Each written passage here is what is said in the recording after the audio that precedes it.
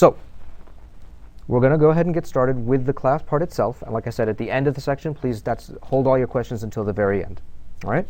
So in this session, remember in the first session we talked about the tough questions about the Prophet ﷺ, and then the second session we talked about tough questions about marriage, and in this section we're going to be talking about the tough questions about women in general.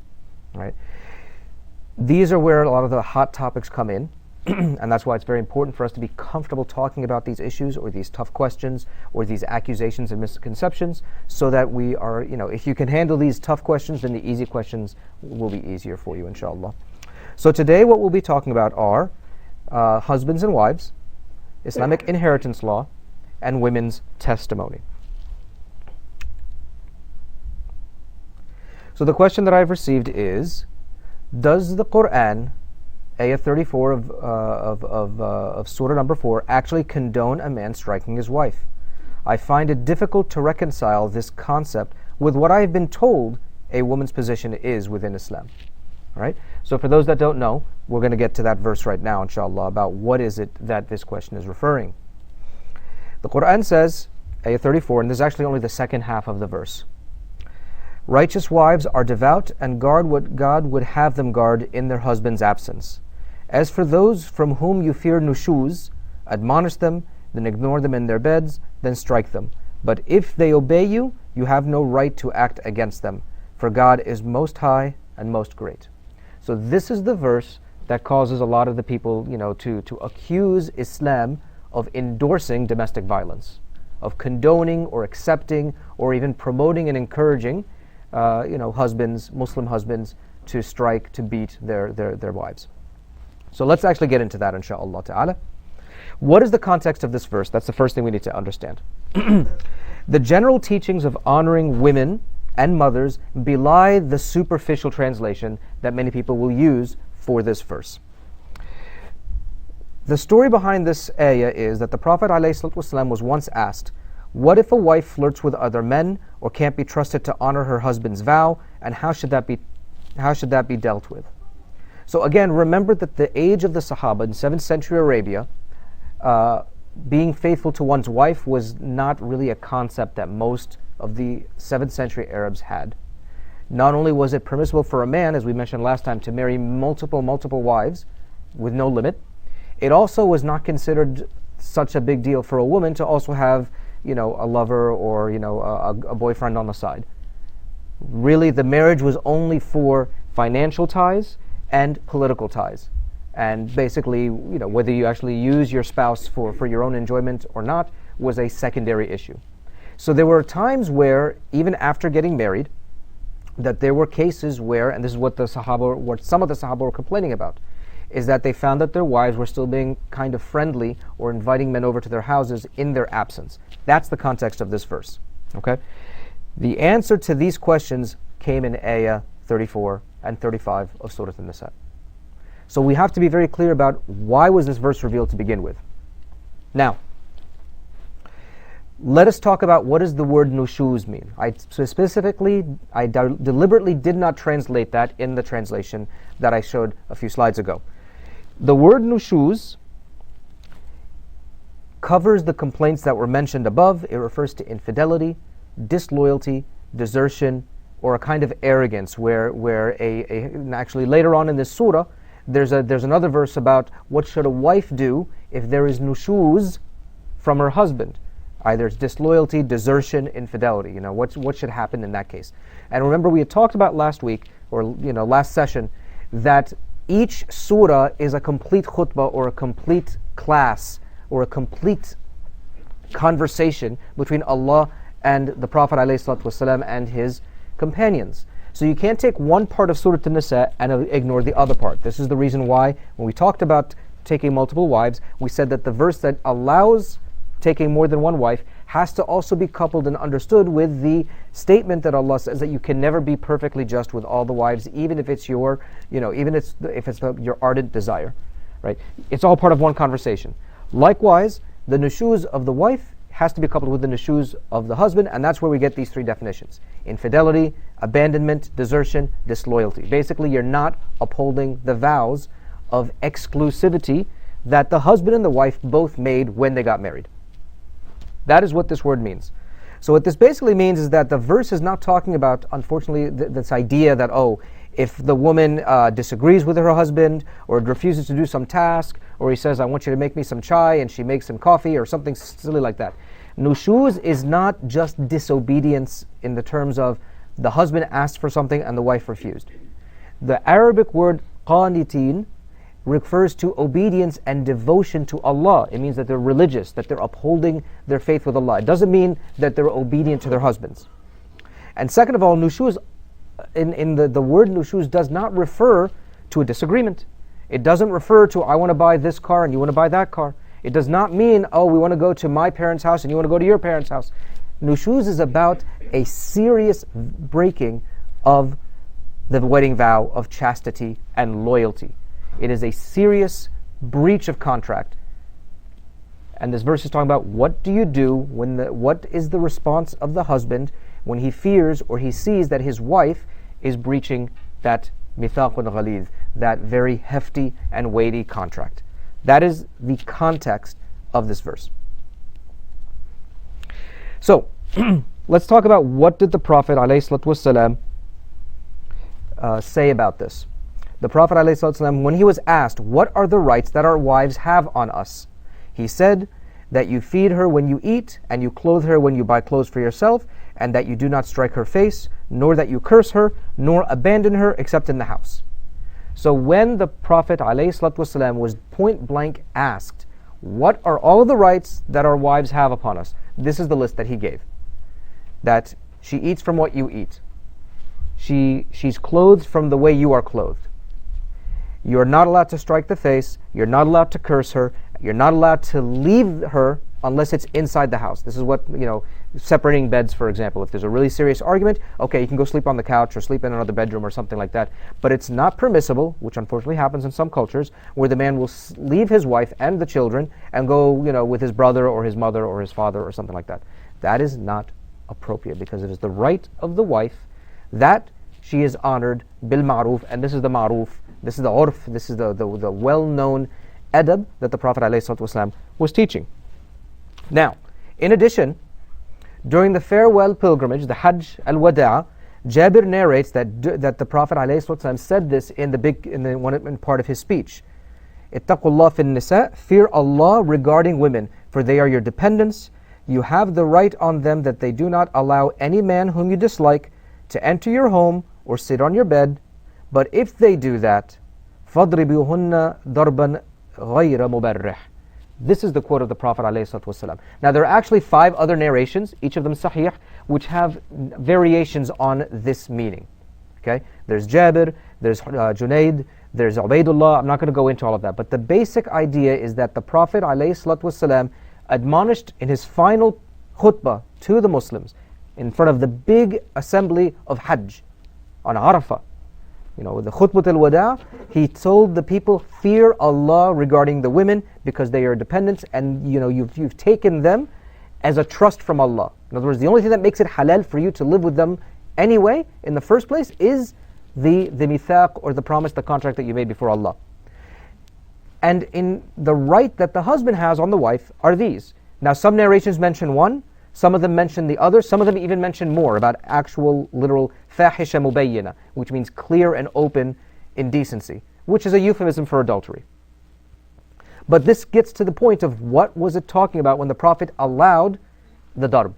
فَضْرِبُوهُنَّ ضَرْبًا غَيْرَ مُبَرِّحٍ. When is it allowed for the man to do this action on his wife? If she allows a strange man, or a man that the husband has specifically said, I don't want him in my house, to enter the house, or more explicitly, to sit on the man's bed. Do you understand where we're going with this?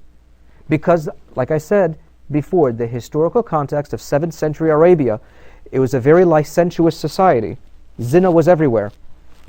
And it was normal that when the man would go out to hunt or do a business deal, that women, his wife or his wives, would invite other men over. This was part of the culture. Now, yes, it was more of a game about, can you catch her or not catch her? Can she get away with it or not get away with it? There was a whole culture of how the men would go find other mistresses and how the women would go find other lovers. This is the level of fahisha that was around at that time. Okay? So, the Prophet ﷺ mentioned that it is your right that this should stop. That now that Islam has come, that you have the right, that your wife should not allow anyone into the house or sit on your bed. And if they do that, notice the clause, if they do that, then you're allowed أَضْرِبُهُنَّ ضَرْبًا غَيْرَ مُبَرِّحٍ. Now let's actually break this down to see what does those, again, I specifically didn't translate those 4 words so we can really understand it. So when people are accusing Islam of being a wife-beating religion, we understand what is actually the Prophet talking about. أَضْرِبُهُنَّ means to strike them. Darban means a single strike. It doesn't mean beating. It doesn't mean like, 1 and a 2 and a 3 and a 4, like when people say, oh, you got beaten, you're beating him to death, you're beat your wife. It doesn't mean that you do one thing. Beating implies in the English language repetitive strike. Darban, the Arabic language, is a high resolution language. It's very specific on what it means. And darban in Arabic means a single strike. Ghayr means without, and mubarrah means pain. So the Prophet is basically saying that if your wife allows a strange man into your house, or has him sitting on your bed, and the implications of that is true, then you're allowed to give her a single strike that doesn't cause any pain. This is important, because as we know from the theory of Islamic law is that the Quran gives the guidelines, and the specifics of how to implement those guidelines are from the Sunnah of the Prophet ﷺ. You can't have one without the other. The Quran says, Aqimus Salah, Aqimus Salah, Aqimus Salah. But you can't just use that verse or those verses in the Quran and invent your own form of prayer. Because the Prophet ﷺ, he exemplified, he said, pray as you have seen me pray. Salli kama tarawununa asalli. So you have to follow the Sunnah of the Prophet when you're implementing the guidelines of the Quran. Likewise, وَأَتُوا الزَّكَاةِ, give the sadaqah, give the zakah. Again, you can't make it up. The Prophet ﷺ said if you have 200 dirhams, you should give 5 of it to charity at the end of the year if you've held on to those 200. So it's 2.5% of the wealth that you have not spent over the course of the lunar year. So again, the way that the Prophet explains is tied mandatorily to the verse of the Quran. You can't take the verse of the Quran and ignore what the Prophet said. Does that make sense to everybody? Because people argue like, oh well, the Quran says this, and your Prophet is kind of he's being lenient, he's being nice. But many Muslims say, oh, I just follow the Quran. It's like, no, that's not allowed. Just like you can't pray as you want to pray, you have to pray the way the Prophet told you to pray. Likewise, you can't give zakah on your own decisions or your own imagination. You have to use the guidelines of the Prophet. Likewise, even in this verse, you have to use the guidelines of the Prophet Muhammad ﷺ. So, once one of the tabi'un, Ata ibn Abi Rabah, said, I asked Ibn Abbas. Ibn Abbas is a very famous young companion who was a mufassir of the Quran. The Prophet ﷺ made dua for Ibn Abbas to become very well known or very well knowledgeable in the Quran so that he can be a source of knowledge for the people after him. He was a young boy when they migrated to Medina, the Muslims. And when the Prophet died ﷺ, he was still a young man. And so Ata never met the Prophet. He's a tabi'i.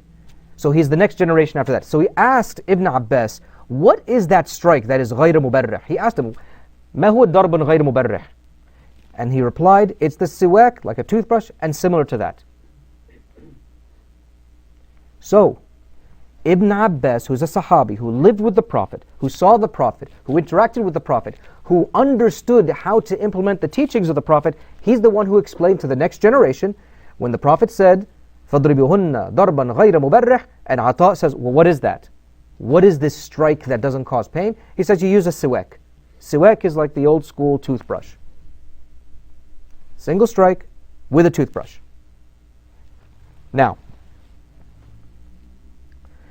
so again, to wrap up this particular, the whole issue of, wife beating or domestic violence, Islam is not about domestic violence. The verse in question is talking about a serious violation of the marriage vow of fidelity and loyalty. Serious violation. And also realize, I didn't get to it in the first part, but if you look at the verse itself, it says, if you fear that your wife is doing this, that she's having basically these affairs, what's the first step that should happen? فَعِذُهُنَّ, admonish them, give them warning, talk to them, say, sister, this is haram, you shouldn't be doing this. Then, أَهْجُرُهُنَّ فِي الْمَضَاجِعِ, then avoid the beds with them. That means avoid, intimacy with them, to show how this is not acceptable to you. And then the last step is وَضْرِبُوهُنَّ, which means, according to the Prophet, you give them a strike with a little twig. This is symbolic, brothers and sisters. Ayah 35, which is the verse right after the quote-unquote wife-beating verse, says, if you fear that they're going to divorce or there's going to be a split, then bring an arbiter from his family, an arbiter from her family, and if they really want to reconcile, Allah will guide their hearts. So it makes no sense that Allah will give these three-step formulas and then say, and if you fear that there's going to be a break, then try to do arbitration. If actual domestic violence has happened, what kind of arbitration can happen? And the context of when this verse was revealed was actually one of these cases. A woman, a sahabiyya, came to the Prophet ﷺ and complained, my wife has slapped, my husband has slapped me. And so he said, okay, we have to do something about it, we have to get qisas on him. And on his way to punish the husband, that's when these verses came down. And so what was the admonishment? Did he say, okay brother, go ahead and hit her some more? No, he said, take your wife by the hand. What does that mean? Explain to her what has made you upset, because the woman that did the complaint was being a little too friendly. She did not cross the line, and that's why in the verse it says, وَإِنْ خِفْتُمْ, if you fear nushuz from your wife. The first thing you do is admonish, hey, this is not appropriate. You can't be inviting these people to your house because this is a fitna. Do you see what I'm trying to say? This is the context, brothers and sisters. And if they don't listen to that, then you can avoid intimacy. Then she'll know that there's something wrong, right? The first thing a wife will complain about her husband is like, oh, he doesn't say hi to me, he doesn't kiss me when he comes home, he doesn't hug me, he's like avoiding me, he's ignoring me. This is a clear signal to a woman to most women who are married and they want to keep the marriage. And if all that doesn't work, then basically that strike is symbolic. It says the next step is going to be divorce. The next step is going to be divorce if this doesn't change. So first of all, we see that this is talking about a serious violation of the marriage vow. And even when a man is allowed to discipline his wife, he can't strike the face and he can't cause any pain. This is very important, brothers. That's why we have to understand this darb, it's a symbolic tap with a twig. That's what it is. It's not about wife beating or this kind of like domestic violence. Because the ulama, and I don't have time to go into all this, but the ulama said if a man has struck, has made a darb mubarrih to his wife, this is grounds for divorce. She can ask for a divorce, she can get her khula, she can get even half of the mahar back, because that that itself is a breach of the contract of the marriage, right? Because the whole point of the marriage is mawadda wa rahma, that there's affection and mercy between the husband and the wife. And if you go beyond the tap of a twig, then you are no longer having affection and no longer having any mercy. And as we know, the Prophet ﷺ, as attested to by Ibn Abbas and by Aisha and by Salama, never struck his wives ever. And this is our ideal example. Okay? So the historical context. In this society, it was the norm that men would beat their wives without any question. But what did the Prophet say, alayhi salatu wasalam? He limited it to a single strike of the twig, because in that time, you can't tell them no, not at all. You get the 3 steps, and even if you want to use that last step, it's a symbolic strike before divorce. That's all it is. It's just it's an official sign of, I've talked to you, I've avoided you, and here's my tap that says if this doesn't stop, then we're going to have to go our separate ways. Okay? So the Prophet ﷺ admonished his community and tried to raise their level up. When he wanted to discipline any one of his servants, he would express his displeasure with a single tap of a twig, and that's how we, the scholars, and Ibn Abbas before them understood the darban to be symbolic. To be symbolic. This is the limit that is set by God and His Prophet, and this is the limit to how a Muslim can act. So we're going to move on to the next question. Why do women inherit less than men? All right. So this is the question that people will ask. So let's do some preliminary clarifications. That actually, in some cases, the mother will receive equal inheritance as the father, and in other cases, she actually receives twice as much as the father. So if you go through Islamic law and you say, how much does, if I die, or if a person dies, how much does the mother of the deceased take, and how much does the father take? There are many cases where the mother gets equal amount or double that of the father. Okay? However, so women receiving half of men is not true across the board. So just again, a clarification. When they said, oh, women always get half the amount or less than the men, that's not always true. The only place where it is true is when the money goes to a matched pair of descendants. That is when the man gets twice the share of the woman. What do we mean by matched descendants? For example, a sister-brother or a son-daughter. Okay, this is the case where, yes, للذكر مثل حظ الأنثيين. It's only there that you have that the man gets the share of two women. What is that about? What it's about is Islamic law is a complete system that cannot be taken piecemeal. All right? Islamic law socially requires men to maintain and provide for the women of their immediate families. All right? So that means it also has to require them to inherit more. So just as men are required to spend on their sisters and their unmarried daughters, that's the reason why the Quran legislates that when it comes to splitting up the money between brothers and sisters or between sons and daughters, that the son will get twice the share of the daughter, because it's expected that the son is going to be taking care of those daughters financially if those daughters are not married. If the daughter is married, she's being taken care of financially by her husband. If she's not married, she's going to be taken care of financially by the son, and therefore he should get a larger share of the money. Likewise, if a person dies and his brothers and sisters are still alive, if the sister is married, again, the husband will take care of her financials. If she's not, the other brother, right? So you have, like, say for example, you have two brothers and two sisters, and one of the brothers dies. So there's one brother left and two sisters left. It's expected that if those two sisters are not married and the father of those, that would be the father of the deceased, is also not alive, it's expected that the father and the brother will together finance or maintain the sisters of the deceased. This is the entire Islamic system, right? So, because Islam has what we call enforceable financial support, what does that mean? In our history, in our rich history, we have seen that if a man does not financially support his wife or his daughters or his unmarried sisters, these women can take him to court and demand spousal support or child support and sibling support. And we're talking about like before the age of Baghdad. We're talking about in the Abbasi period and the Umayyad period, that the rights of women to get their spousal support, their child support and sibling support, that was there. This is like almost 1,500 years before the same laws came into Western society. That the women could actually take these men to court and say, my brother died, or my father died, or my son died, and I'm not getting my share of the inheritance. Or my share of the inheritance was split according to the rules of the Quran, but the person who got the extra share, he's not supporting my financially. He's not paying for my room and shelter and board and all that. So, what it basically means in summary is that this greater share of inheritance is tied to the greater share of responsibility. And this is considered justice, and that's what Islam is all about being just. Now, unfortunately, there are Muslim men nowadays who demand their full share of inheritance, but do not fulfill their obligation to spend on the women that are in their circles, whether it's their wife or their sisters or their daughters or etc. And this is not justice.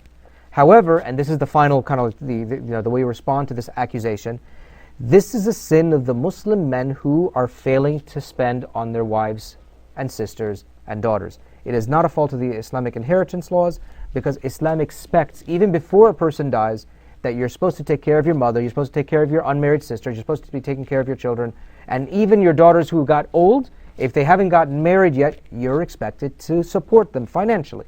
That means you pay for their food, you pay for their shelter, you pay for their clothing, their education, their transportation, and everything else they need to live their lifestyle.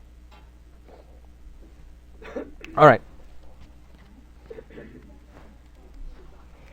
The Quran, Surah 2, verse 282, talks about women being accorded half the intellect of men. Although this may have been accepted as the norm in the 7th century, it is no longer applicable today. All right? So this ayah is actually the longest ayah in the Quran, which is the ayah about deferred debt and how you should write down these contracts. If you have a standard Egyptian or Medina mushaf, if you have a standard Medina mushaf, it'll actually take one whole page. This one verse takes the entire page. So what, I'm going to take the section of the ayah that this question came from. So it says, and call to witness 2 men from among you. If 2 men are not available, then 1 man and 2 women, whose testimony is acceptable to all. So if one of them errs, the other would remind her. Okay? So this is a small section. It's like 2 or 3 lines in the middle of that page. There's a lot before and a lot more after that talks about what should you do if you guys have made a deal that, okay, I owe you money, but I can't pay you back on this day. I'm going to pay you back at some later date. This is how you transcribe or put this together. So it says, you call a witness from 2 men among you. If 2 are not available, then 1 man and 2 women whose testimony is acceptable. All right. So again, what is this all about? What is the Quran actually saying? So first of all, the Quran has never stated that a woman's intellect is worth half of that of a man. This verse, the verse above, merely says that when you're writing a contract of deferred debt means I owe you money, deferred, I'm going to pay you back at a later date. That when you do that, it should have 2 men who sign this, and if 2 men cannot be found, then you have 1 man and 2 women to sign the contract so that when that later date happens and the person comes to collect his debt, there's no ambiguity or argument about, oh no, you said this or you said that, or I thought it was going to be this way. The Quran says, write it down. All right. Now, what is it actually saying?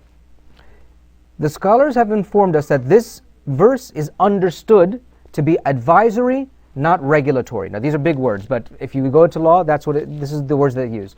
This is a advisory law. It's not a regulatory law. What that basically means is that it's a recommendation and not a binding command. All right?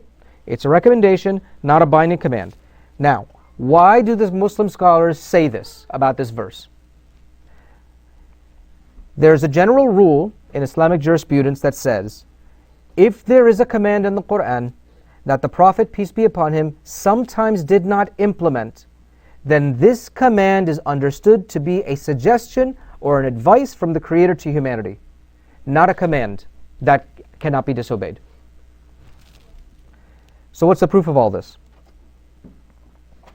It is a known fact that the Prophet, may peace be upon him, sometimes made a contract for deferred debt without any witnesses at all. So this is how the scholars say that this is an advisory verse. It's just an advice that to make sure that there are no arguments later on, here's a recommendation of what people should do. So therefore the verse is advisory, which means advice for the time and place revealed. It is not regulatory, means it is not a law to be binding on all peoples and all times. Now when we talked about other commandments in the Quran, they are regulatory. It says do this, do not do that, and these rules are for all time and all peoples. However, because this verse, sometimes the Prophet did not implement it, and we have hadith that are sahih which prove this, that's how we know that this is an advisory verse and not a regulatory verse. What is the how are we supposed to understand this verse? Why was this verse revealed in this way, and why can we interpret it a different way now? Since financial responsibility was usually shouldered by men, this is talking about in 7th century Arabia, they were expected to be well versed in the financial transactions compared to women. This was the reality of 7th century Arabia, which is the context of when this verse was revealed.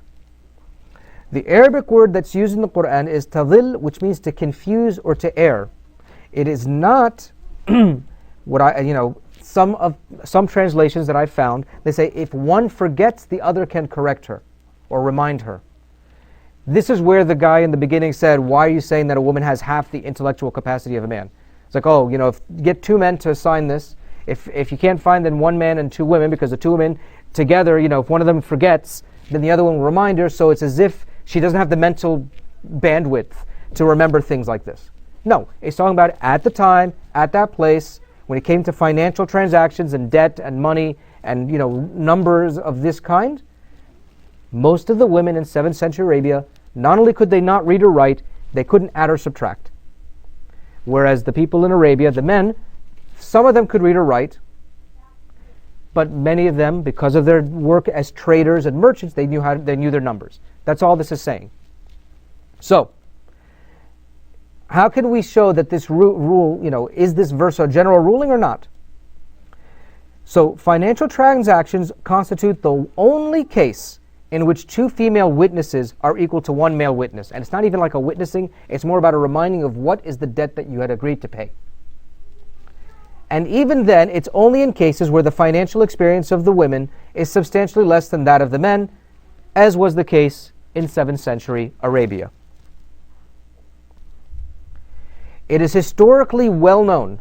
Again, you look at the counterexample, and that's how you disprove the misconception.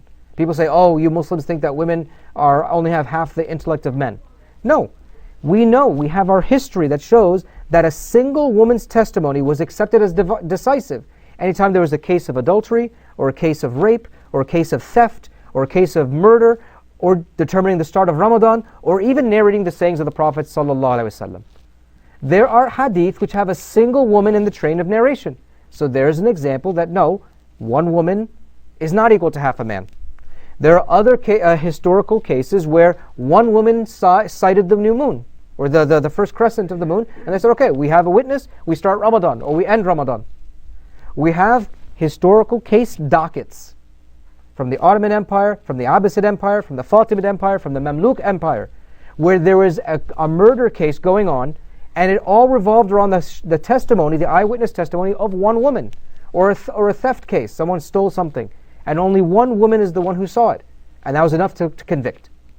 So the conclusion is that because these cases are clearly more serious than a contract for deferred debt, that's how we conclude, that's how the scholars conclude that the idea that, one man's testimony is worth 2 women's testimony doesn't hold.